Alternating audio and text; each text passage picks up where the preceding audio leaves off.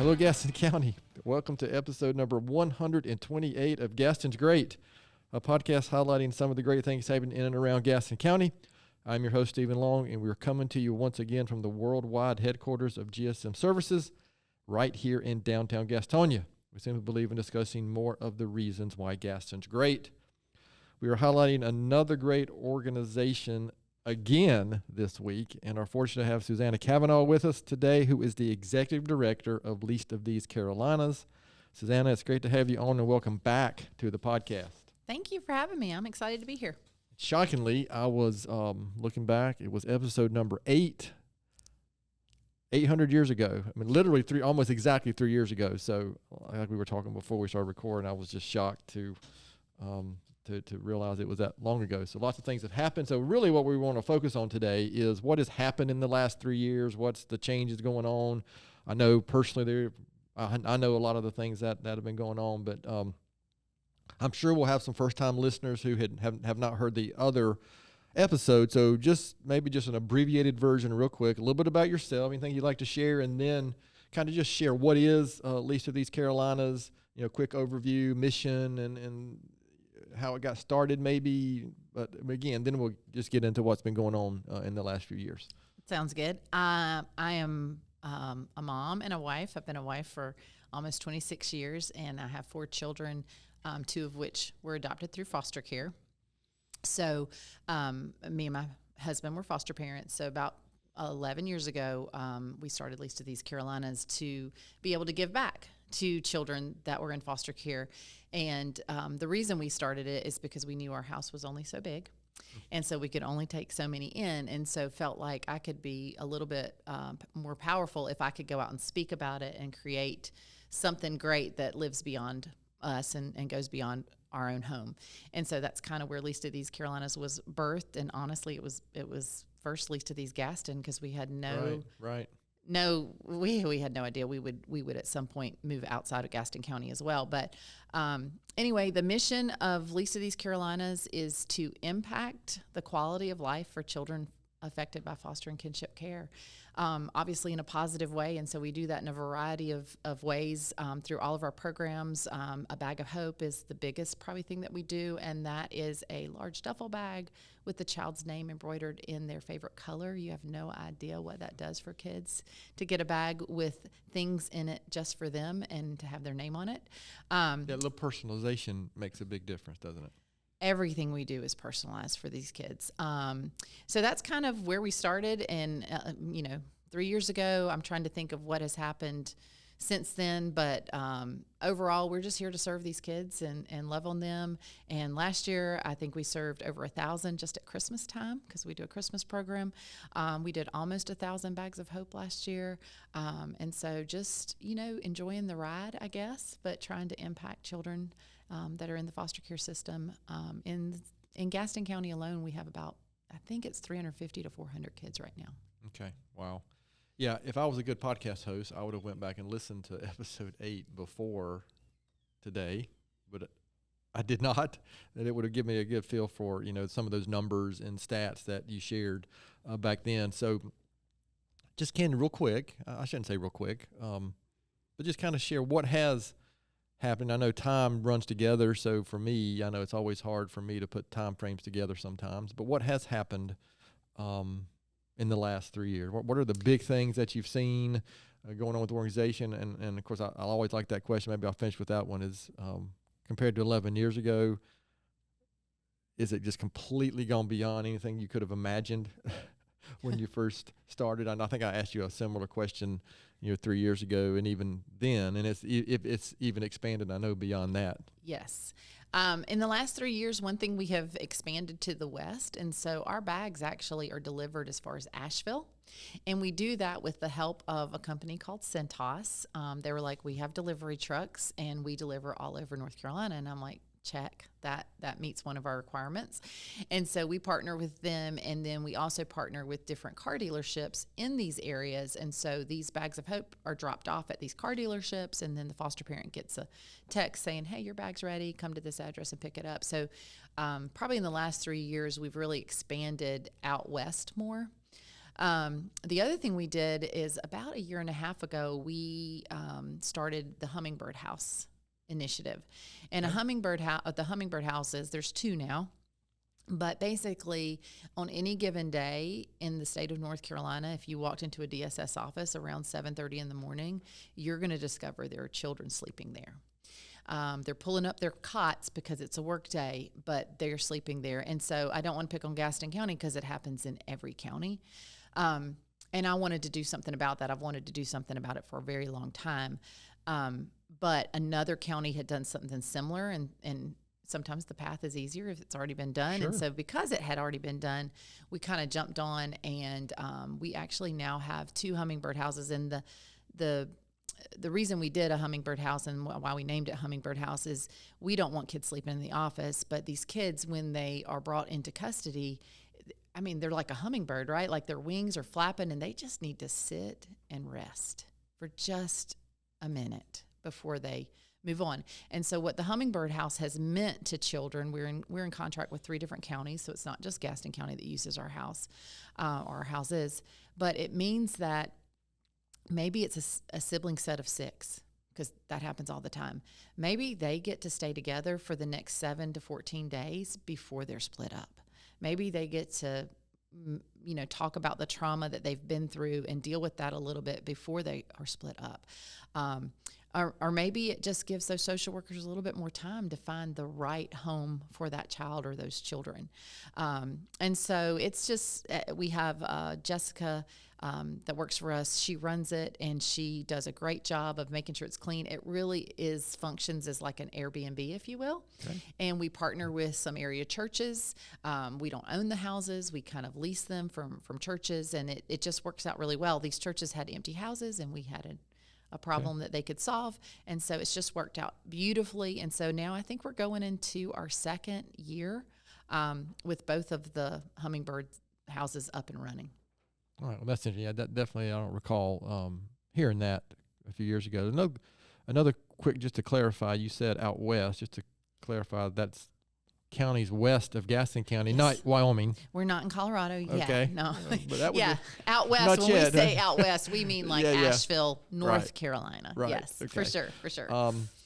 And I should know this, but were you already in the building on Wilkinson, Franklin, when we spoke last?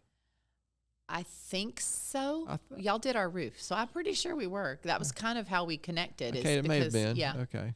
So has anything changed there with the facility and the activity there? Anything in the last 3 years? Because I think it was right about that time, it seemed like. Yeah. We've hired a couple more people, but other than that, the building's pretty much the same. We wish we had more parking. If y'all could create more parking spaces for us, that would be really great. So, isn't Kate's empty? Do y'all get to use that facility, or is that off limits? It's blocked off. We can't use their parking because they're trying to lease it. Yeah, which I get it. completely understand. It's hard to lease, and big trucks like to ride on their property, and that doesn't do anything for the pavement and everything. So we understand that we can't park there. So we park on the street, and we park across into that Franklin Square, and anywhere. I've tried to talk somebody into building parking on top of our building. I think that'd be great. Do you think it would hurt the roof? I'll have no comment probably for that. No, that was just an idea. Area of expertise. I don't know if you can remember. This is why I should have listened to the previous episode. Has the number of kids served? Obviously, if you're going further west, it would seem logical that the number of kids being served has expanded and changed. Is that something that you kind of have a feel for? Yes. Just last year, we were serving 62% more children last year than we were the prior year. So, yes, we are serving a ton more children, which just takes more of everything, right? Yeah. So it takes more technology. We rely heavily on technology. I would say in the last 3 years, we've really upped our technology game because we have to have a database, and we have to be able to we can't do paper, like we have to be able to take these requests and work through those really quickly. And so a lot of our technology needs have been upgraded. Our technology has been upgraded because of that. And then back to your question, did I think that it would be where we are 11 years ago? Nope. Absolutely not, because I definitely wouldn't have signed up for it. I've been like, this seems like a lifelong commitment. And I don't know that I was ready for that 11 years ago, but God's been gracious and getting me there. But it has been exciting to see where he's taken us and the kids he's allowed us to serve. And I will just say that the need is great and probably greater than anybody really realizes. That was going to be my next question was, have you seen in the last 3 years, has the need increased, or you're just getting access to a broader area and more kids, or has the need increased at the same time? I think both. COVID really did a number on foster homes, and so probably the most desperate need right now is more foster homes. And so there's just people are not opening up their homes to the children, which just causes ripple effects, right? Like it runs down to the social workers, because if you place a Gaston County kid 3 counties away, that social worker still has a visit with that kid. So then that social worker is on the road. And that trickles down to the guardian ad litem, who is the voice for that child in court. That means that guardian ad litem volunteer has to travel 3 counties away to meet with the child. That means that mom and dad, maybe their plan for reunification doesn't go very smoothly because the child's 3 counties away. So when you can't place children in foster care in their own communities, it just has ripple effects that I don't think people understand. And then I don't think people understand how hard it is for a child to come into foster care. There has to be some pretty significant abuse, neglect for the state or the county to even take a child. So by the time a child comes into care, their trauma is it's unimaginable, some of the things that they've already been through. And so having safe homes, it doesn't have to be a perfect home. You don't have to be a perfect mom or dad. You can be a single mom. You can be a single dad. You can work full time. All of those things do not keep you from being a foster parent. And so I just have to do a shout out for that. If anybody is thinking about being a foster parent, please call our office and let me talk to you about it and kind of guide you through that, because Sure. it is definitely a need in our community. Yeah, we'll definitely, like before, we'll make sure we get all that contact information out before we finish, and then it'll make sure it's in the show notes and information for this particular episode. Am I correct in saying ultimately the perfect scenario is reunification with family? Correct? That's the typical goal, right? And maybe I can imagine it being. Well, I'll let you answer that. I'm sorry, I'm opening my fat mouth before I. No, you're fine. Reunification is always, always, always the goal. Right. And I think that sometimes if you don't get to know these biological parents, maybe you can be harsh towards them. But what we find is a lot of the biological families, especially in Gaston County, it is more of neglect, or it's, this is usually what happens, or not usually, but sometimes it's as simple as somebody's car broke down on their way to work. And if your car broke down, you probably call your brother. You called somebody would come and get you. These people don't have community around them. So if they don't get to work, maybe they lost their job. So then they lost their job. Now they've lost income to feed their kids. Now they've lost, and now it's just a downhill slope of, now I've lost my children. And so we are trying to come around the biological families as well to help. We can't really help with the reunification process, but we can definitely kind of cheer on these biological families and really try and help them. We've just launched, in partnership with Venture Church, something called Families Count. And Families Count is actually a parenting class that these parents can come to once a week for 6 weeks, where they're given food. They get childcare, but then they get this class teaching them on how to budget, how to do this, how to do that. And so what we're hoping is, by supporting not only the foster parents and the foster children, but if there's a preventative piece in here for us, we want to be a part of that, because if you can prevent the trauma of a child ever leaving their home, that's the best scenario. Sure. Best scenario. So we absolutely are big proponents of reunification.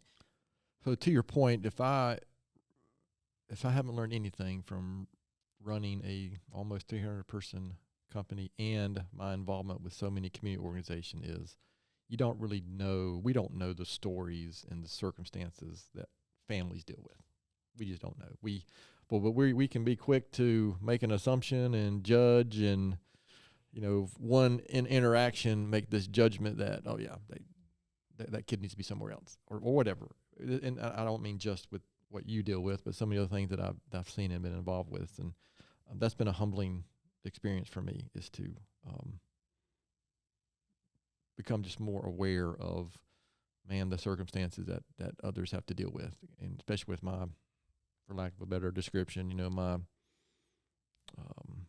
life that I'm able to, live and deal with. We take so many things for granted when you're not in those situations. Go ahead. I'm sorry. I was just going to say, and a lot of times it is, you'll find that a biological parent has lost their child to foster care. Well, that biological parent was in foster care. And so this cycle that we have to break.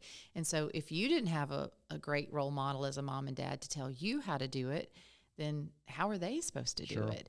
And so we're starting to provide more and more of those kind of services they just need a hand up. They need somebody that cares enough to look at them and help them, because life is hard. It's hard to find a job right now. It's hard to live in this world right now. And can you imagine if you had zero support? And a lot of these bio families have zero support. Yes. Again, that's why we want to have this discussion, right? Because I think there's a lack of awareness, as the world has, we got this world, it seems that it's gotten bigger, but our individual world seems to have gotten smaller. I'm lucky to live in a neighborhood where I know 90% of my neighbors in the neighborhood. But you know what? My understanding is that's typically not what we're seeing now, right? Mm-hmm. People are, because of technology, whatever, they're not communicating as much, or not. It's just a strange. It's just a little strange. So, I'm going to go back to a question that I did ask you, I know 3 years ago, but in the last 3 years, can you think of because I love this question, about an example of a success story you've seen with a family you've worked with, or a foster child that you've worked with, that just immediately comes to mind, like, wow, that reminded me of the reason we started doing this? There is a child that when we first had camp, she was young then. She was probably 8 or 9 years old, and she's still in care, and she's been in a whole lot of homes. But she will finally, I think this year, be her last year of camp. And just, I don't know if she's a success story, but just when you ask me that, I just think of her and think of all that she's been through. And she's a straight A student.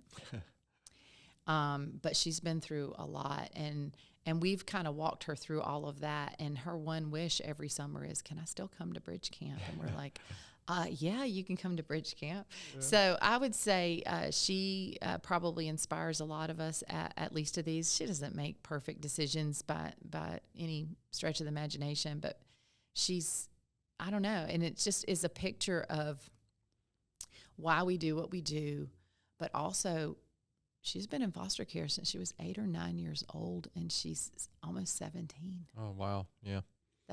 What's the typical, is there like a specific age that foster care, once you get to a certain age, foster care ends?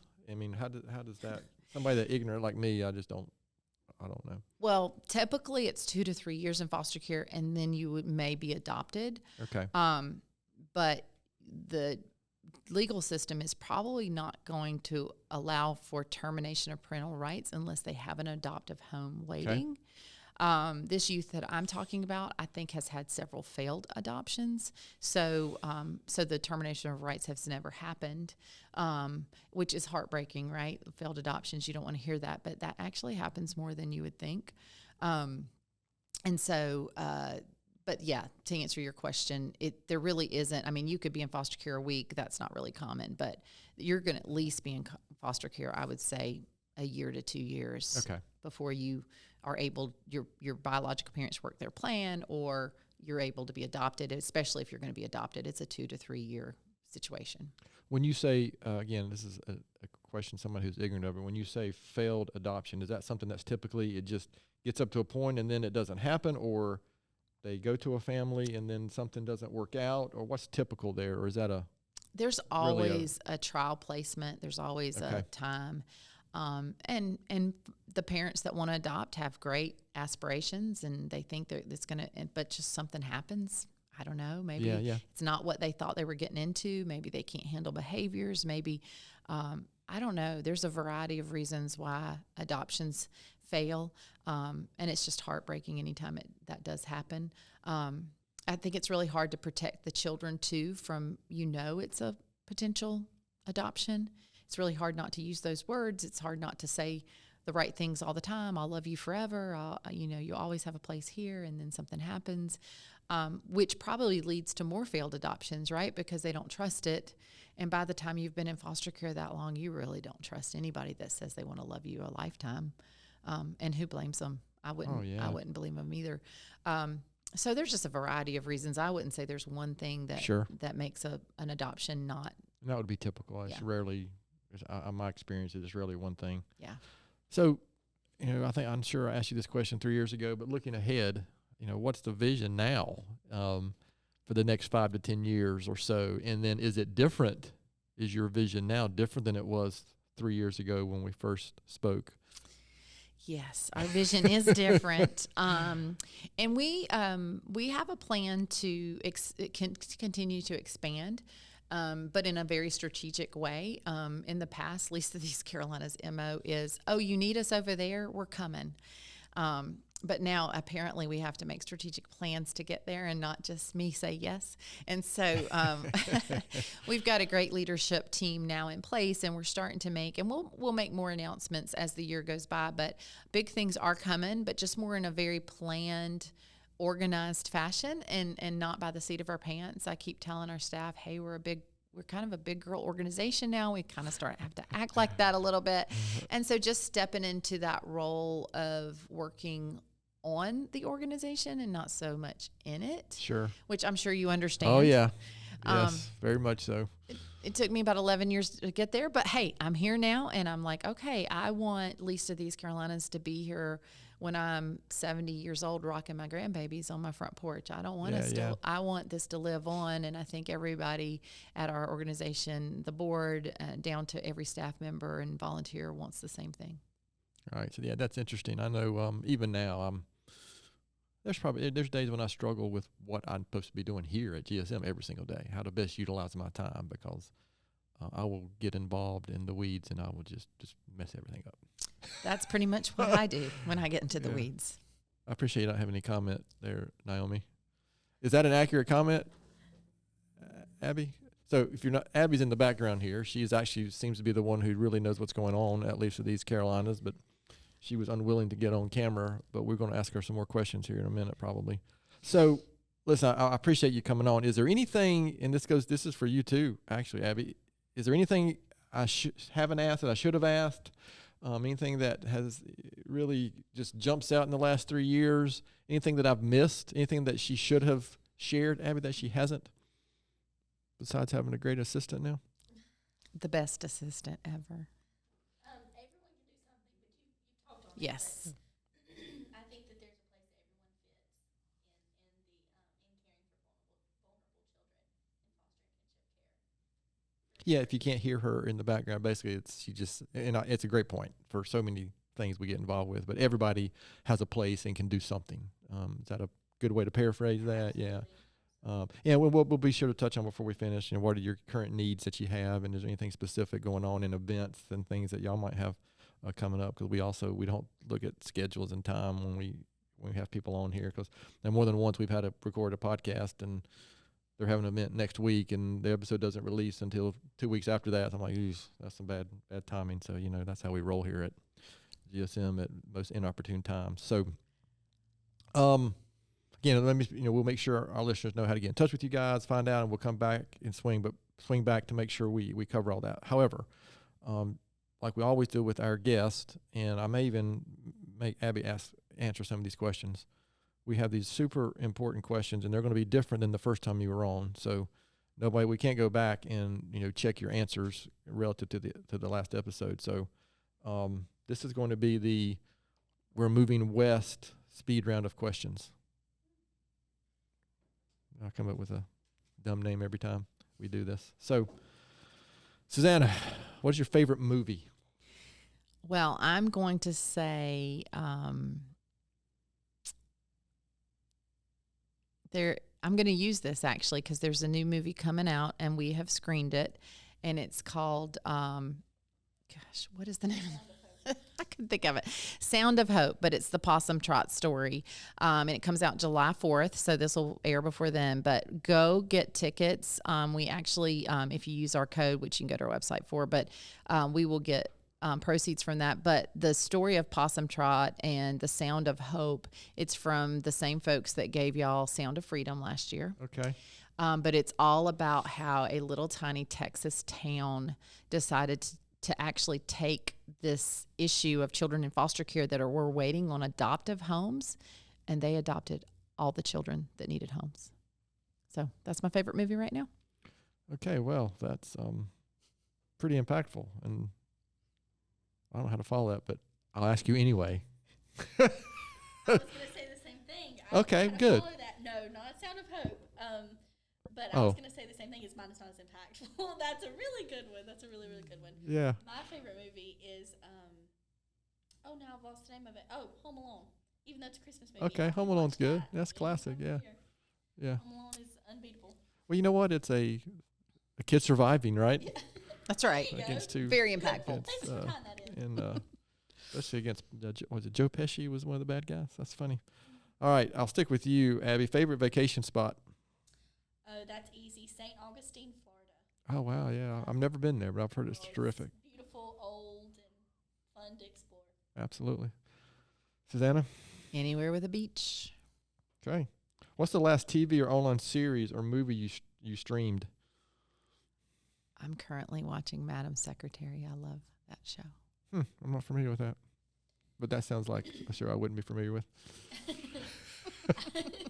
That's not a judgment. It's just a statement. I'm late to the game, but I'm watching How I Met Your Mother. Oh, okay. I'm in season 2. I've heard good things about that. Favorite memory as a child, which was just a couple years ago, obviously. Yeah. I'm sorry? Gardening with my Nana. Oh, okay. Mhm. That's That's cool. my favorite. I now try to adopt her green thumb, but Yeah. it doesn't work out as good as she does. Yeah, luckily my wife has a pretty good green thumb. Progress. I do not. I will kill something that grows in a heartbeat. Playing hide and go seek at my daddy's office. Oh, really? Mm-hmm. I'd have to go to work with them on Saturdays, and all three of us, we'd play hide and seek, and it was just fun. Oh, that's funny. That's good. So how about, I know I asked this question before, but it's been 3 years. So a book or anything, article, another podcast, and y'all need to plug your podcast, of course. But anything that you can share that you would recommend to our listeners? My favorite book right now is Who Not How. It is a business book, but it is. I've read it. Isn't it the best? It's interesting, yes. It's so good. It sure is, yes. And then obviously our podcast is my favorite, Foster Carolinas. We are relaunching that very soon. Abby? Honestly, those are 2 very good answers. I would say the same thing. The Who Not How has been beneficial to start reading, and I really am partial to our podcast. So Well, good for you. Yeah. Now, also, I would admit sometimes I don't allow the same answers, but Okay. we'll allow that just Yeah, I because appreciate I like you both very much. So, Awesome. I appreciate your indulgence in a couple of those little questions. So, I've got one more related question that I think the last time the question I always end with is what advice would you give your 20-year-old self? So I may. Are you even 20? I'm 25. Okay. I age So- I can't wait to hear Abby's 20-year-old. Like, what would you have told yourself 5 years ago? Yeah. Let me think about it. Yeah, I'll give you a couple probably minutes should because have I want to said ask that. Susanna a question that I asked her before. But I think the question was, why is Gaston County better? Because Least of These Carolinas here. But so I'm going to ask this a little bit differently. Why is Least of These Carolinas better? Because what you guys have done and accomplished in the last 3 years. We're better because we have greater capacity to serve children in foster care. Okay. So, yeah. And Abby wasn't on the team 3 years ago. Is that correct? No. Close to it. Close. Yeah. 2.5. Yeah. 2.5. Alright. She's been with us 2.5 years. So there you go. It's because of Abby, everything, all of it. So last question. I'll start with you, Abby. Knowing what you know now, what advice would you give your 20-year-old self? I would tell myself to stop talking as much and to listen more. Listen more to the people, ask questions of people that know more, do more, have seen more life than I have. Yes, if I had known that when I was 20. I would tell myself that still now too. I'm afraid I didn't really start learning that until I was 35 to 40. Really listening is a superpower. Actually, really listening and hearing is a superpower. So yeah. So I'm not going to ask you that same question because we can go back and listen to your answer on episode 8. But if you could have coffee with one historical figure, who would it be and why? That is a crazy question. Oh, honestly, it's easy. I'd have coffee with Jesus. I have some questions. Oh, actually, that's almost one. That's the best answer probably, and for me personally. But I think one time we had on that was with a religious organization. I would say you can't answer that. That's too easy. But for you, I have no problem with that. I have a second. Probably Corrie ten Boom would be my second person to talk to. Okay. Or Susanna Wesley, actually. Actually, I have several. All right. So I am not familiar with them, so can you give us a quick? Corrie ten Boom was part of when the Jews were she was the hiding place. They had a hiding place where she hid. And then Susanna Wesley is who I was named for, but she was the mother of all of the Wesley brothers. Really? Yes, and I was named for her, so I would love to I did not know that. ask her about how she mothered and did all those things. So, yeah, I have recently read and have multiple books about the Holocaust survivors, and I'm currently reading one from I think it's Heather Morris. I read The Tattooist of Auschwitz first, and then the second book is Silka's Journey, which I'm reading now. Which is that stuff just interests me, especially with some of the things going on in the world right now. That stuff just is really interesting. And God, how could that possibly have happened? But, that's where we are. Yes. So, sorry, I'm going to go down a rabbit hole that I have to say, my opinions aren't necessarily the opinions of GSM Services and the Gaston's Great Podcast. Give that disclaimer sometimes because more than once, Naomi's probably looked at me and said, "Did you really just say that on where people we're recording?" All right, so this has been great. I personally appreciate the work you do. I'm very aware of the work you guys are doing, and the impact that you were having on Gaston County, and obviously not just Gaston County anymore, which is even better. Even though I'm selfish about Gaston County, but so.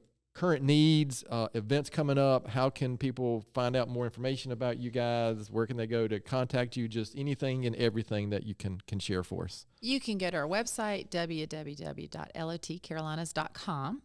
But if you would follow us on social media, we're on Facebook, we're on Instagram, we're on TikTok at LOT Carolinas.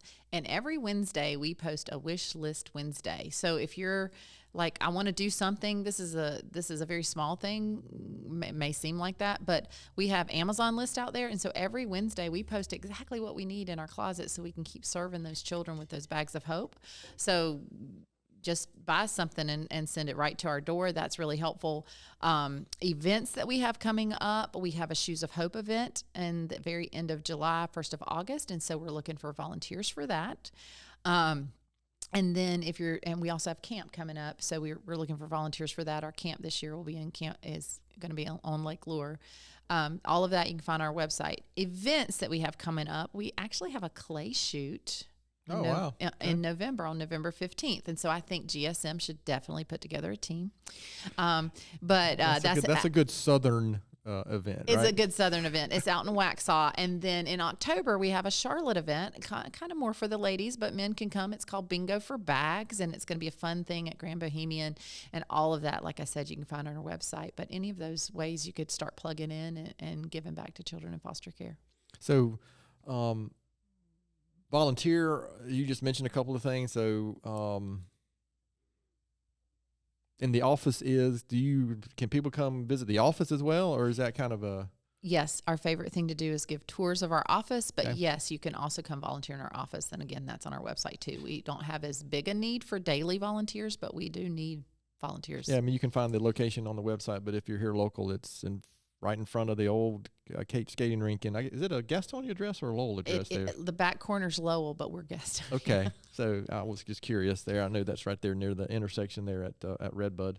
So yeah, I mean, I'm sure they would love to have any like Susanna just said, any any visitors or anything would come get a tour of the facility and to kind of see what they're doing in person. So, last words, anything you'd like to share before we close this episode out? I did forget something. The first Thursday of every month, if you go to Bubba's and you mention us, they're going to donate to us. And we love Bubba's. They support us, but they also have really good food.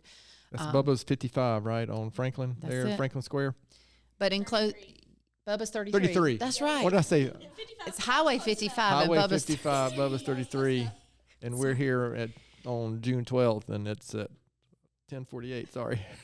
Let's get all the numbers in that I can mess up. But I don't know where that came from. That's so funny. In closing, though, I would just echo what Abby said, that everybody can do something for a child in foster care. And they can always call and reach out to us if they don't know what their something is. We definitely have a list of somethings that everybody can do. And you mentioned this, but let me maybe close out with this before I do my little book recommendation and quote for the week. But what's the gap between the number of foster kids here? Let's just say, let's just pick on Gaston County, and how many more foster homes are needed? Is that the biggest issue currently, other than the fact that there's foster care needed at all? Is that a fair question? I would say, if I'm just guessing, 40 to 50 more homes. Oh, wow. Okay. That's a lot. That's significant, yeah. But 40 to 50 more homes is what's going to be best for the kids that we're serving. They can stay in their community. They don't have to move. I mean, it's just so much better for them to be in their own community. And if we could recruit 40 to 50 more families, it would just change what foster care looks like in Gaston County. Wow. Okay. What's that process like? What does it take? Let's say if somebody's never been a foster parent, what does that process look like? There are classes you attend. I think it's 30 hours. You can get licensed through the county, but you don't have to.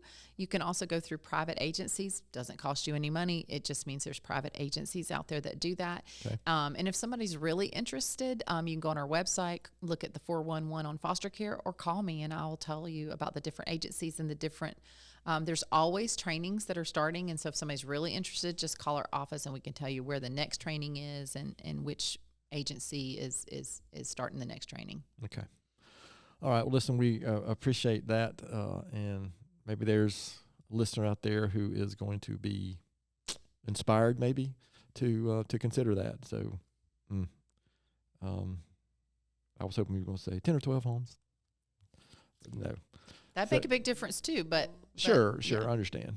But yeah, that need's great. So listeners out there, if you are so inspired, please consider it. So I'm going to finish up with like I normally do, my own book recommendation and quote for the matter of fact, the first time you were on, I don't know if I did this. I don't remember. But I've recently read a book. Again, this is another one that is not necessarily the opinion of GSM and Gaston's great podcast, but I'm a big fan of Jordan Peterson, and one of his big books is 12 Rules for Life. Just basically, I don't know, for lack of a better term, how to live better and how to impact others better. Again, he's a psychiatrist, and just somebody I'm a big fan. I listen to his podcast almost weekly. And my quote for the week kind of ties into everything we talk about here on the Gaston's Great podcast. And one of my favorite guys and coaches of all time is John Wooden, who I would encourage you to look him up as well. But he said, all change may not be progress, but all progress is a result of change. And I think we heard here from Least of These Carolinas that whether it was planned or not, there's been a lot of change, a lot of progress that's occurred in 11 years, and especially just over the past 3 years. So, again, I appreciate the work that you guys are doing, Least of These Carolinas is doing. So, to our listeners, thanks so much for taking the time to listen to today's episode. Please continue to spread the word if you can about the podcast, and please don't hesitate to contact us here at our email address, which is podcast@gastonsgreat.com. We're always looking for suggestions for future podcast topics and guests. You can find the podcast and subscribe at the website, which is gastonsgreat.com. And please follow us on all our social media platforms. You can also find us and subscribe on most podcast services. Thanks again to Susanna and Abby from Least of These Carolinas for being our guests today. I'm your host, Stephen Long. Thanks again for hanging out with us, and please keep coming back to hear more reasons why Gaston's great.